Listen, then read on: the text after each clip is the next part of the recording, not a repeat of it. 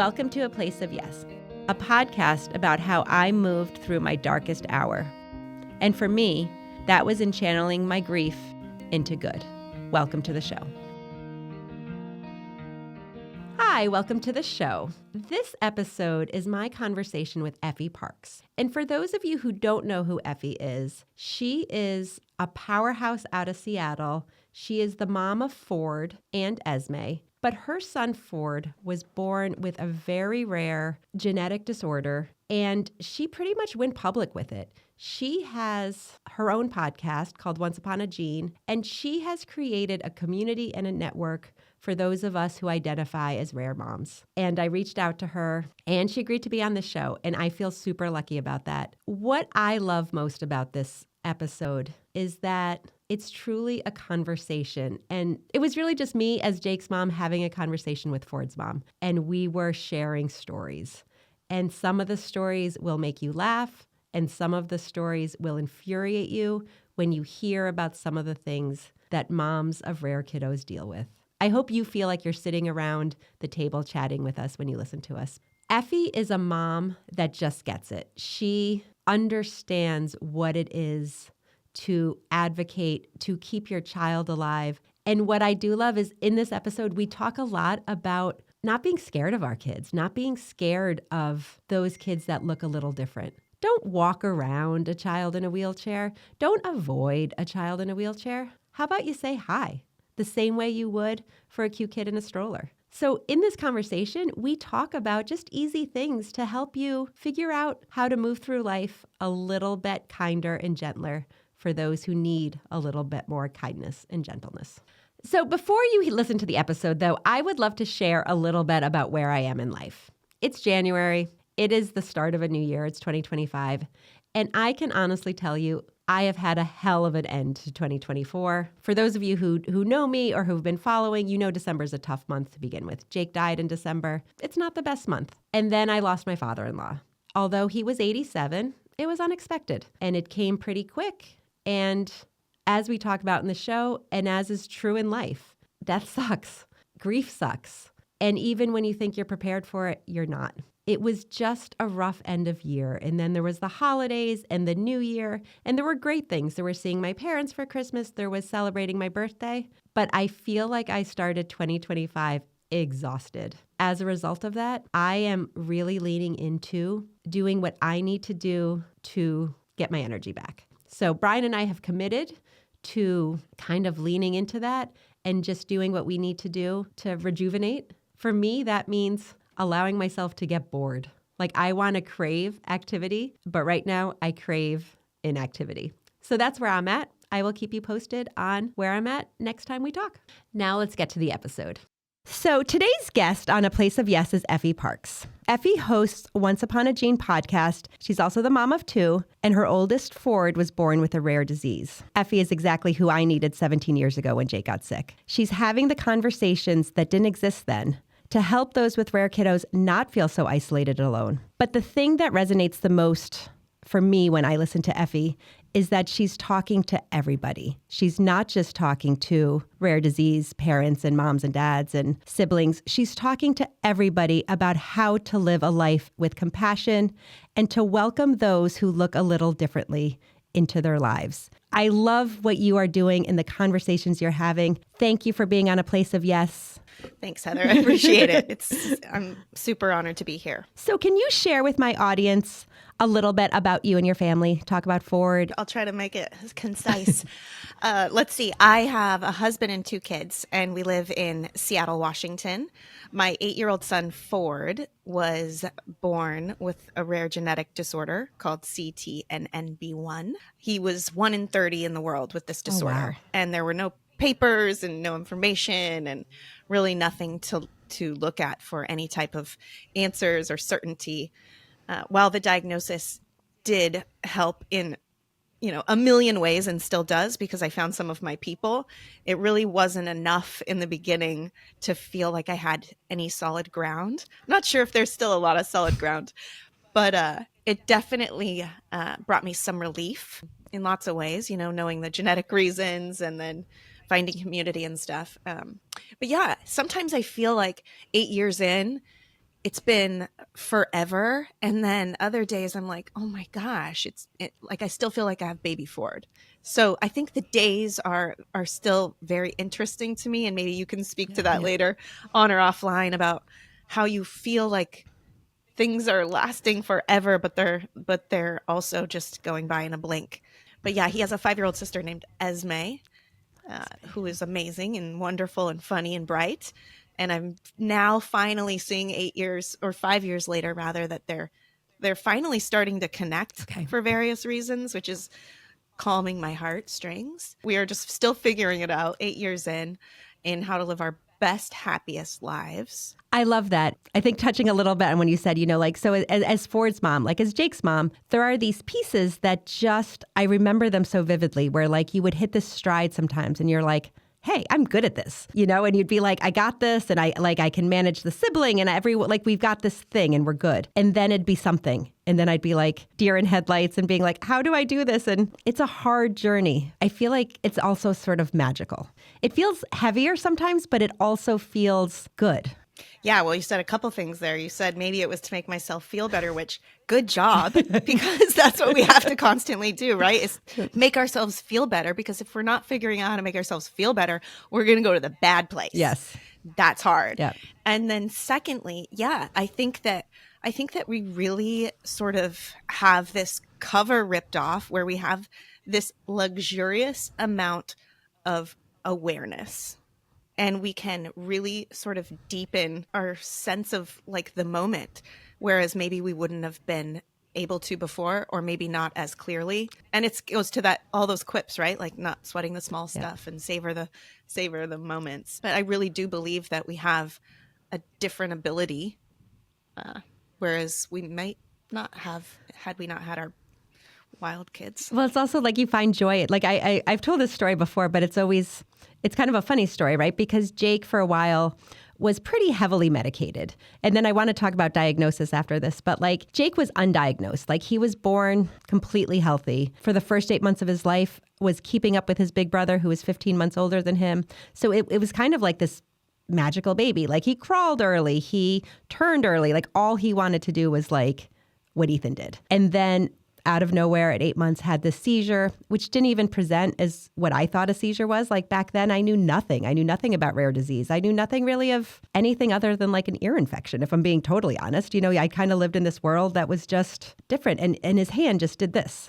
And it was that mother's, I don't know if it's instinct or what it was, but I was like, this isn't a muscle spasm. This is something. And lo and behold, we ended up 117 days at Boston Children's. Like he lost all his milestones. Everything sort of imploded and he was never diagnosed. They tested and tested and tested. And we kind of almost get in fights with some of the attendings because I was like, how can you not find an answer? We're like at one of the best children's hospitals in the country. Like, what are you doing? To circle back to the small things, one of the things was, we were always playing with his medication, right? Like what is going to control the seizures? What is going to control them, but also let him have his personality?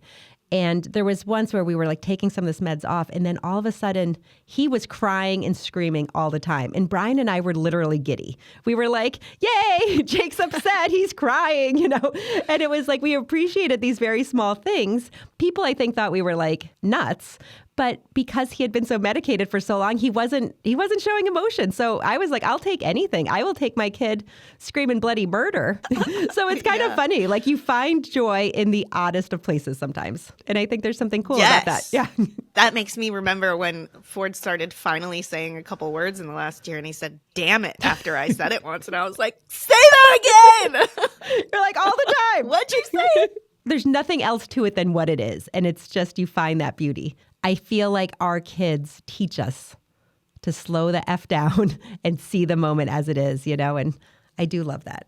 They absolutely do. Yeah. And it's a practice, right? It's not that it goes away or anything like that. You literally have to make it a practice. Absolutely. I wonder if you feel this with Ford and Esme. Do you feel sometimes like, I used to feel sometimes like I'm Jake's mom and I'm Ethan's mom. I'm rarely Ethan and Jake's mom. Like, you know what I mean? Like I would feel like it was just different. Do you ever feel like that? Yeah, it's absolutely different. And sometimes it makes me angry and sometimes it makes me sad and sometimes it makes me feel like an ultimate master multitasker. Like I think that, I think depending on sort of what your baseline is at and what you've sort of accumulated in ways of coping and sort of processing things, it can be different a lot of the time in sort of how you let that marinate. But yeah, absolutely. I think that it is constantly like this ping pong sort of situation where if you take your eye off the ball, you're going to go somewhere that you didn't expect that day. Absolutely. Tell me about Ford and his diagnosis. Like, did you know right away? Well, I had the most, what I thought, like perfect, beautiful pregnancy. I had thick hair for the first time ever. You know, I got offered a seat on the bus when I was going to work. Like I could eat everything and it tasted so good. I thought it was wonderful. With my insurance, they just sent me to midwives for affordability purposes. And I didn't think anything different. In hindsight, man, I would have changed so many things. So I never even saw the same midwife. I cycled through, I don't know, a dozen. And every single time they would be like, oh, well, your baby's so small, but you're small. So that's so totally normal, which I heard a lot. And then later I was like, oh my God, why didn't I know that I should have heard that deeper? So anyways, I thought everything was perfect. And my very last appointment, 2 days before he was due, the midwife was typing away, you know how they do. And she looked at me and she was like, I need you to come back in at 7. We're inducing you tonight. And I was like, girl, I'm going to eat some fish and chips tonight. So like, I'll be tomorrow. Yeah. And she was like, you need to come in tonight or your baby could die. And so I was like, what is happening? I call my husband. I'm like, we're inducing Ford tonight. Yay. So we're still happy. We're still like, okay, this lady's a little bananas. I guess, you know, maybe my blood pressure is high because it was all the time. And we come in and I was induced and it took 2 days for him to come. So I was in labor for 2 days and he came on his due date. He came out and he was very, very, very small. He was like 4 pounds, 9 ounces. Everyone scurried, which again, in hindsight, I was like, Everyone scurried. Nobody helped me figure out anything. Ford wasn't latching, literally not latching. He hadn't even eaten for a day and a half before someone was like, hey, we need to put this feeding tube in him, or what? We need to give him this formula or he has to go to the NICU. Like, they were really upset. It was weird. After 4 days, he still hadn't eaten, but they sent me home. We were pouring formula in his mouth. And then every single moment after that at home, we tried to feed him and it didn't work. Hours and hours and hours, you know, pumping, feeding, pumping, feeding, pumping, feeding. Everything was all over his shirt. He wasn't swallowing. He was crying literally constantly. He wasn't having any bowel movements, nothing like that. So we were both going in twice a week to see lactation and the pediatrician saying he won't eat, he's crying. And we got the same stuff that you would expect of, we're just new parents and we're worried. We don't know what we're talking about. This went on for a couple months until one of the visits with this pediatrician, she was like, I called ahead. Seattle Children's is waiting for you. Something is wrong with Ford. Which finally I was like, oh my God, I am so mad at you. How dare you have not listened to me for so long? Also, thank you. I'm going to go. We go. They immediately admit him. Failure to thrive stuff, blah, blah, blah. That's when I started hearing weird words I hadn't heard before, like hypotonia, microcephaly, stuff like that. Ultimately, we left with a feeding tube and a referral to genetics. Definitely still like blur. Even to this day, I'm like, how did that happen that way? Which ultimately was a lot of just neglectful, like malpractice among my midwives. I found later getting my medical records, there's a secret side of your medical records that's all the doctor's stuff that you don't get in your printouts and it's not in your my charts.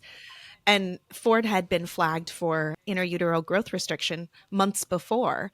And somebody dropped the ball on telling me. So the next person didn't want to tell me. And then the next person didn't want to tell me. And they just kept putting it in the notes and thinking, well, she says she's feeling fine. So maybe we can just roll with it. Oh, God. So there was lots of mistakes made. And thank God Ford was alive when he came out, because you're not even supposed to birth a baby vaginally who has IUGR. So we got lucky in lots of ways there. But yeah, we didn't know anything was wrong, but we knew something was wrong. And then obviously genetics. She looked at Ford and she was like, yes, I'm pretty sure I know what Ford has. He has a form of albinism called Hermansky-Pudlak syndrome, which isn't regular albinism, where you'd have an eye disorder and obviously sensitivity to light and UV rays. It's the kind that you die from if you don't get a lung transplant eventually. Jesus. So for a year, we waited for our genetic test thinking he had HPS. We covered him up. We bought super expensive sunblocks and glasses. And even in Seattle, we had to cover him up. And then we got our answer when he was 16 months old. And she was like, it's not that. It's this other thing, and I don't know what it is. So go home and love your kid. Here's a few kids we found that some can say some words, some can take some steps. That's all she could find, right? That's all that was there. It's something that I've definitely stopped thinking about a lot because there were so many mistakes that were made. And you can't live in that space. And you can't live in that place. But is it getting better? Do I tell moms now to go to an obstetrician and a different doctor and get another opinion when you're pregnant than just a midwife? Absolutely. Yeah. Do I know now to look for your medical records? Absolutely. And it's like, to trust that voice, right? Like to trust that gut feeling or something, and Jake's story is a little different, but I can tell you, and I don't actually say this often because it's like buried so deep. But yes, the first 8 months he was doing all these great things, but there'd be these moments. There'd be these moments where I was like, oh, his eyes would get kind of funny. Or there'd be something. And I was like, Ethan didn't do this. Or he was just extra fussy or finicky, but in a way that kind of like had that little pit in my stomach, like, this is different. But then I'm like, it's my second kid. Like, Ethan was super easy. Like, if you have that feeling like that, just that feeling like in your stomach, like, listen to it, right? And this really teaches you to trust your gut. Yep. And samesies. Like, you were saying that I wasn't around, but what I'm doing wasn't around really either. There were like a few voices. Families weren't sharing this stuff on Instagram yet. Like, it blew up in the last couple years. Like, I didn't know Ford was having infantile spasms. Like you said, Jake, the seizure you didn't recognize. I didn't know that for years. Just right in front of my face. And I didn't know that's what it was because families weren't talking about it yet. There weren't videos of it yet. I still felt like I didn't know what I was doing enough to advocate for Ford for a while. And it's interesting. Like, so I have talked to a couple of families where their first child is the rare child. With Jake, he was the second. And even though you would think you would know the difference, in many ways I didn't, because they always say kids are different. Like, oh, you had a good sleeper, now you might not have it. You know what I mean? Like, it's so hard to know these other things. And it's really just listening to your gut, but it's that I do get jealous sometimes of the world now because and it's such a weird thing to say, but the isolation, right? It's so real. That isolation of no one else to talk to, right? Like with Esme, maybe if she's not sleeping well, you can find all these other people that are like, oh, hey, what did you do to help her get a better night's sleep? Or, oh, she's not eating her vegetables. What, I mean? Like, you can, I'm making like these really generic things, but you can find someone to talk to. And I felt like with Jake, there was no one else to be like, hey, every time I try to feed him, he throws up. Like, what am I supposed to do? Or like, he's still sleeping in our bed because I'm too scared to leave him in his own room. Like, what am I supposed to do? Like, do you know what I mean? Like, there was all these things that there was no one to talk about. And then you're left kind of talking to your husband about it or whatever. But, and that's its own conversation, right? Like, yeah. I mean, that makes me think of so many random things, how you talk about that. Yeah. One, I think families like me could get just a little bit of peace knowing that you also didn't know even after the second kid. I think we can get a little bit of peace from that. But yeah, like you mentioned, Ezzy doing things that I might need to talk to someone about. I don't, because I don't connect with those type of parents even now. Oh, that is like, I don't care. Like, Ezzy definitely gets left in the wind a lot, unfortunately. And also I just like think this isn't important, or I don't care too much about this. Or she's going to be fine. Or, she's going to be fine. Like they always say, like, so, and again, like, I don't reach out to parents like that. It's still really hard for me to feel like I belong if I'm in a room with Ezzy and her friends and those parents. Like, it feels weird to me still. I mean, you are taking me like right back to that, because I remember, so when Ethan was, God, maybe 2, I don't know, like he was starting in like a 2 days a week, like preschool or kind of program. And I remember I would like to drop off Ethan. It was like an ordeal because Jake had to come, but you couldn't leave him in the car. I had to put him into his like stroller. Like I wouldn't necessarily put him in his wheelchair, but I put him in a stroller, and then I'd have to bring him. And then everyone would be like, oh, every time I see him, he's sleeping. Or like, people would just say stuff. And, some of them did go on to become good friends of mine. And I could separate that they weren't meaning to be hurtful. Like my heart would break a little bit each time. So it's like not only getting used to being out in this world where people don't understand you really or your kid, but then trying to figure out the right answers and then trying to figure out how to not be irrationally angry. It's so much. A dance. It is it's a dance. Always a dance. And again, it depends on where your baseline's at too, right? With how much you're going to absorb of that or your reaction that you're going to have. It's weird. And it's always something that is like this elephant in the room. I was listening to one of, I think, potentially even one of your first like podcasts, like back in 2020, and it was just you talking. And you were talking about Ford wanting to go through like a doorway, people wanting to wait. And how like basically you're like, everyone's just making it awkward. Like the doorway's big, like everyone can fit. And like, why are we making this so weird? Like, why does society make it so freaking weird? I loved that because I think there's two things there. One is, why does everyone make it weird? Like, why are we so uncomfortable around people who look like what is that? And then also one of the things that some of my listeners have come at me with has sort of been like, I don't have anybody, like I knew Jake, but I don't know anybody else, but I want to do better. And listening to this podcast helps me sometimes do better. So when I was listening to you tell that story and also you talked about like when you moved to Seattle and, you know, noticing like things you noticed as Ford's mom, but that you didn't notice before and sort of like how didn't we notice those things? But I was the same way. Like you see all the inequity and inequality and the way people are. What are some things that you could concretely tell people that you think that they could just do better? It's so funny that you bring this topic up because I was with a friend just the other day. I met her at Children's. Ford had an appointment and her little kid is impatient. And we were just standing in the lobby while Ford has to play with the doors, having our coffee. And you know, she was like, man, I wish my little buddy could use a wheelchair. And I was like, I hear you. And also there's this about using a wheelchair. I was like, just look around. Watch even here at Children's Hospital as Ford goes in and out the doors, how awkward all these people are around a kid in a wheelchair. And if you stand there and you watch, Ford can literally not even be moving. He can literally just be sitting there in his chair and people will walk toward him and then they'll be like, and then they'll make a huge circle around him to give him all of this contagious or space. Something. Like what are we doing? Yeah. So like you can just watch it, even in a place where you wouldn't think that you have to watch it, right?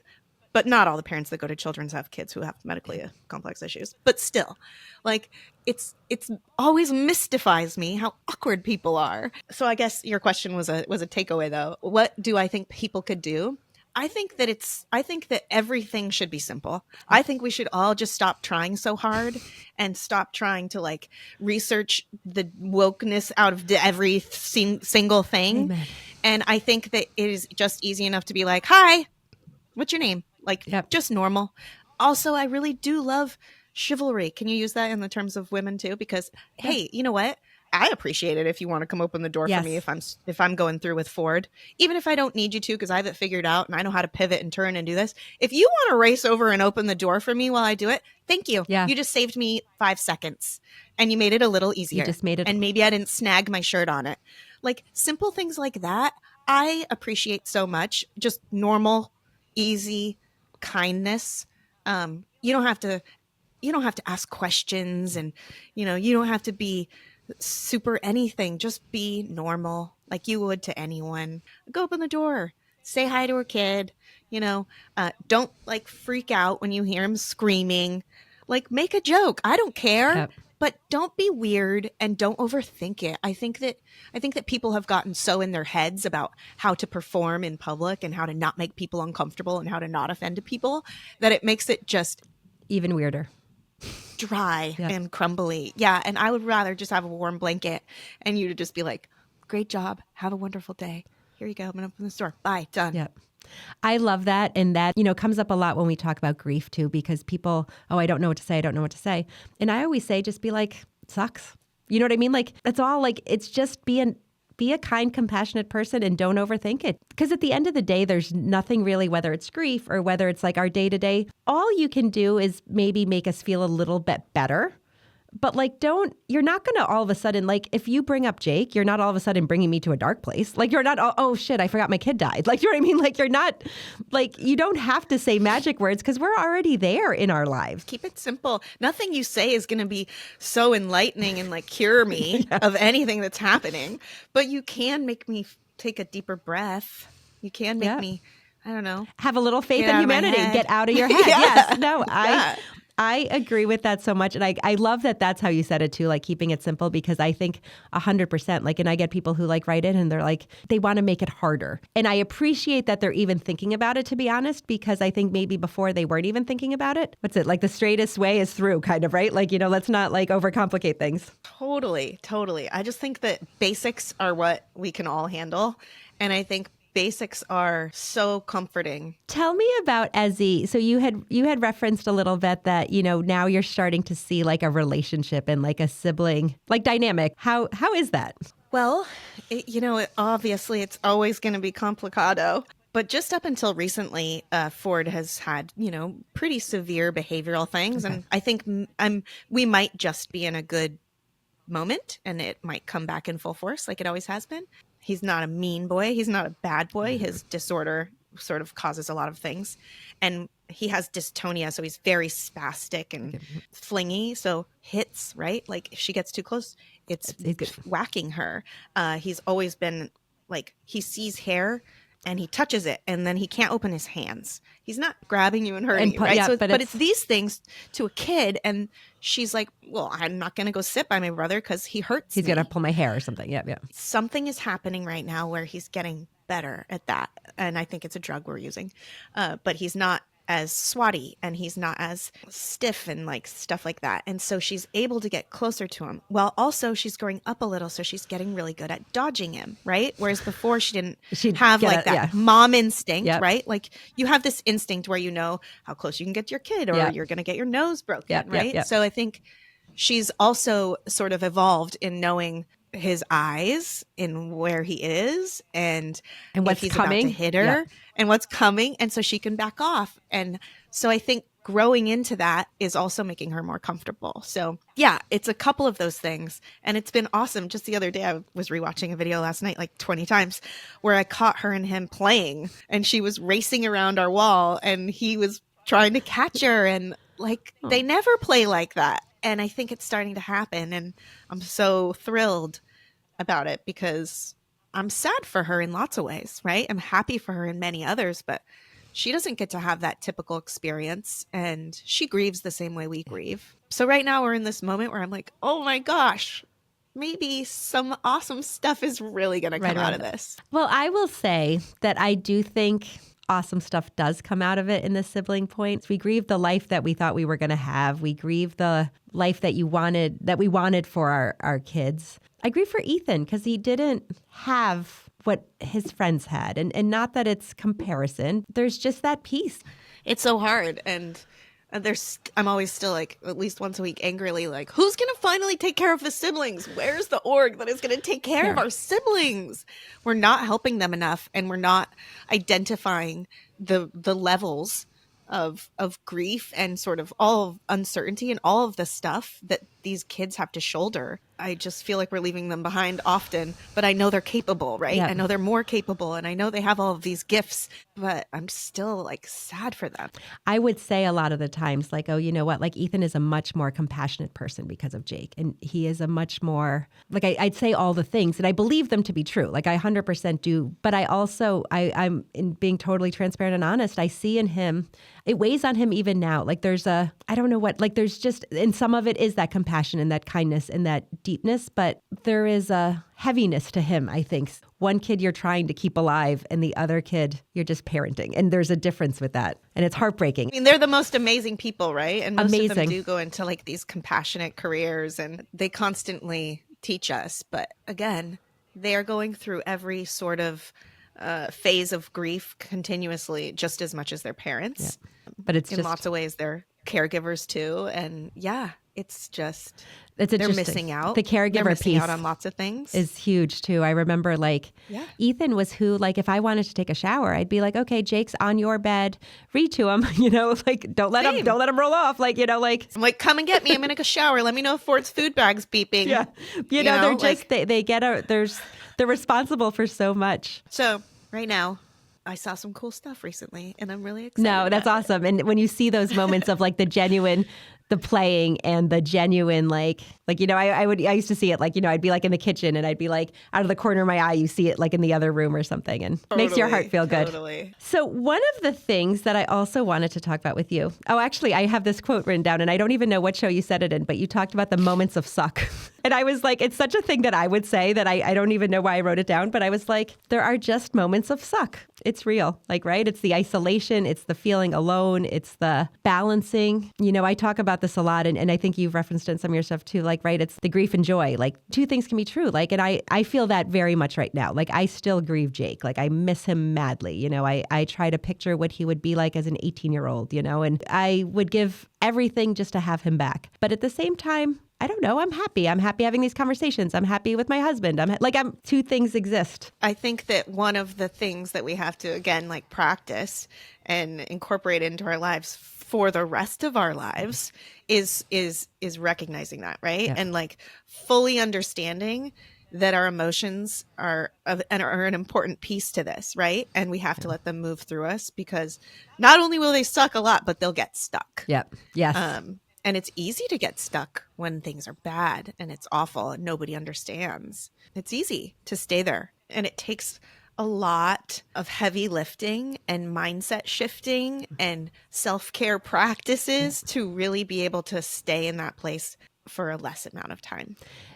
Do you feel like doing your podcast and talking and advocating and having doing the things you do you think, is that like your self-care? Like, does that help you? Part of my healing journey has 100% been not only telling my story, but creating a platform where others can tell theirs, because you're going to reach more people who resonate with other people, right?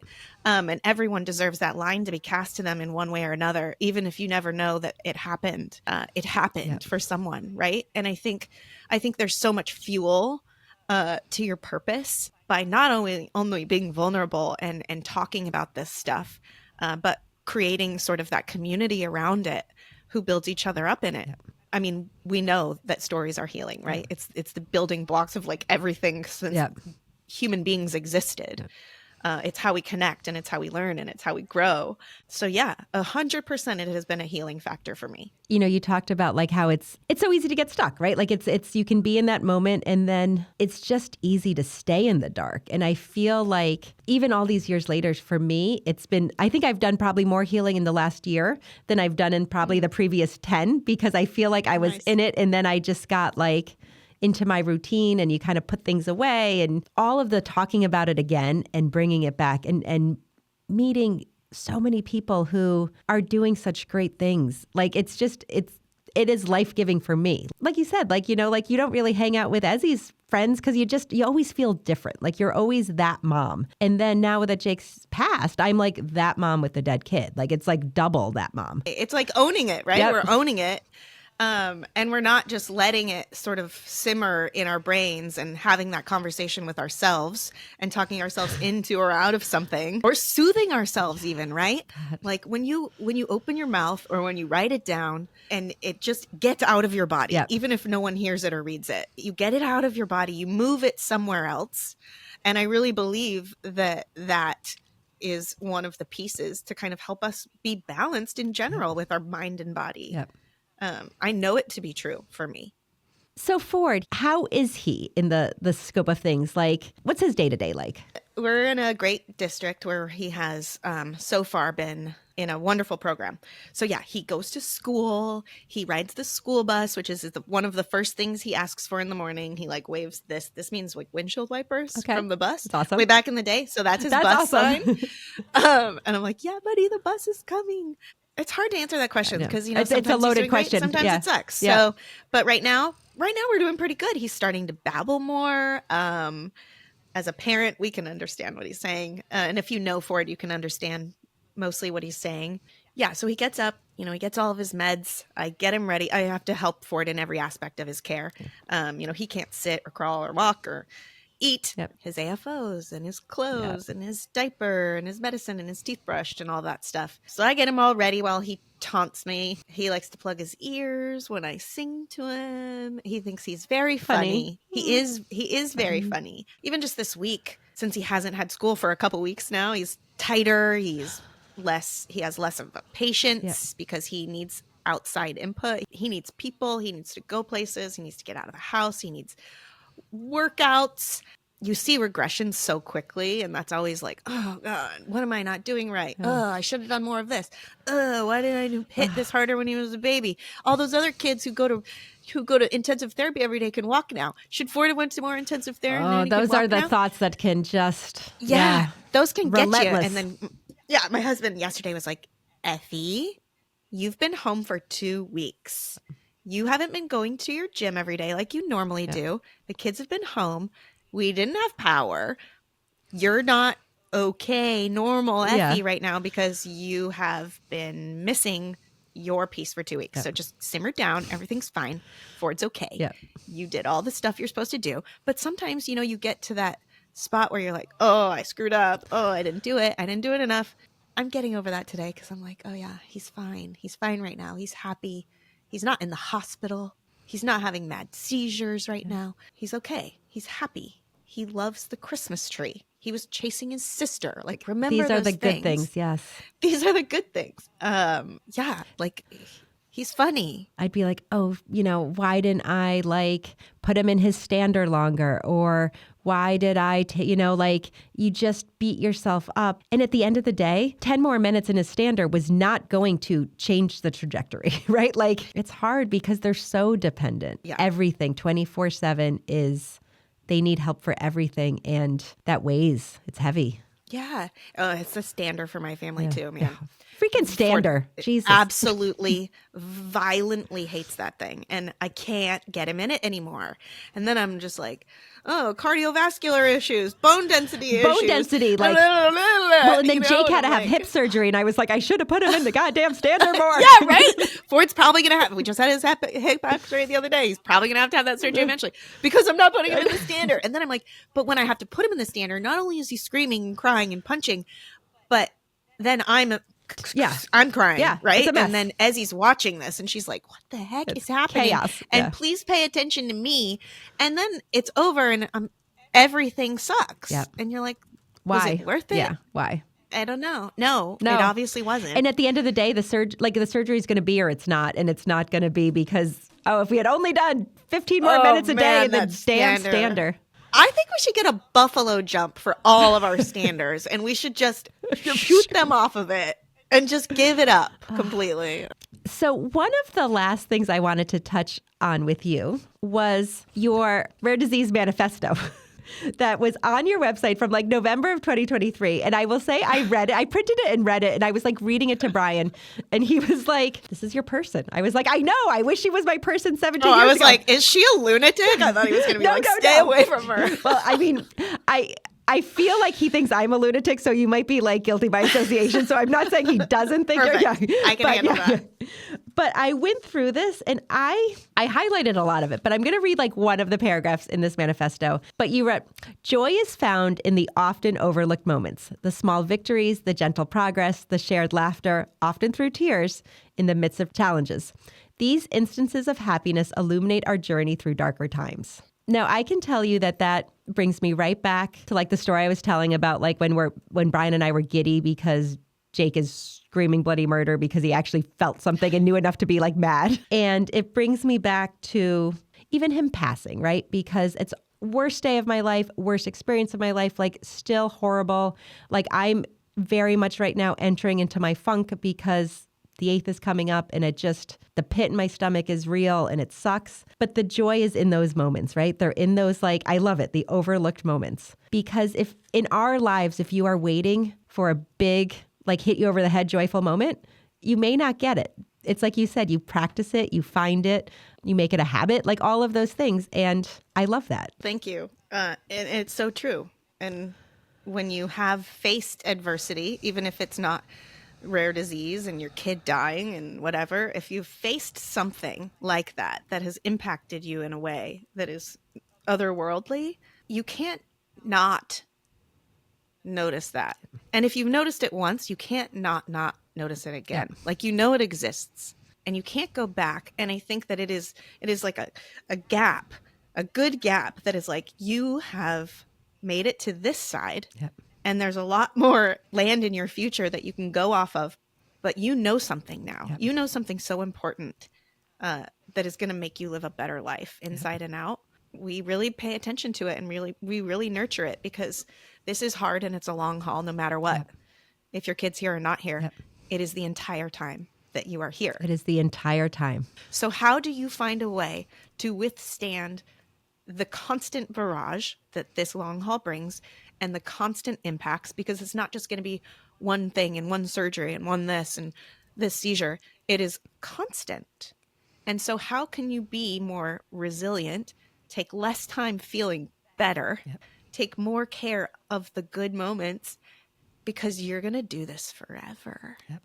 And it's those good moments that are the fuel, right? Because it's totally. It's like I used to always feel like Jake did it, and Ford does it. It's like there's some piece of him that's like, you know what, my mom needs a little bit of a break. I'm going to give her this. You know, like yeah. I think they do have that in them. It's like I'm just going to give a little bit. I mean, they're special, right? There's so much good here. I just love that we are in a world right now that these conversations are happening and they're existing and they're available for people to find. Thank you. Just thank you for being on this show, and thank you for doing what you do. It's awesome. Oh my gosh. Thank you right back. I mean, what you're doing is amazing, and your show is so fabulous, and obviously reaching the parents who live with grief every day is such important work. So we do this one segment at the end of the show. It's called Ask Heather Anything. Sometimes it's lighthearted, sometimes it's deep, sometimes people ask both. So you got anything for me? I'm always going to ask someone to make this place better for the person that comes after you. So mine's definitely going to be around death and dying, maybe even anticipatory for the families. I'm introduced to these families right away when they find something that's not right or they get a diagnosis. And a lot of the time the diagnosis is life limiting. So I would obviously ask you for your top 3 non-negotiables for a parent once they get this diagnosis and they know that ultimately their child is going to die at some point. What are the 3 things that they must do or think or take or live with? The first thing I would say is that you have to strip your head of that, of knowing that there's an end date, and just the moment. Like everything becomes about that moment, and fiercely fight for, you said this sort of earlier in the podcast, but you're trying to create the best life, right?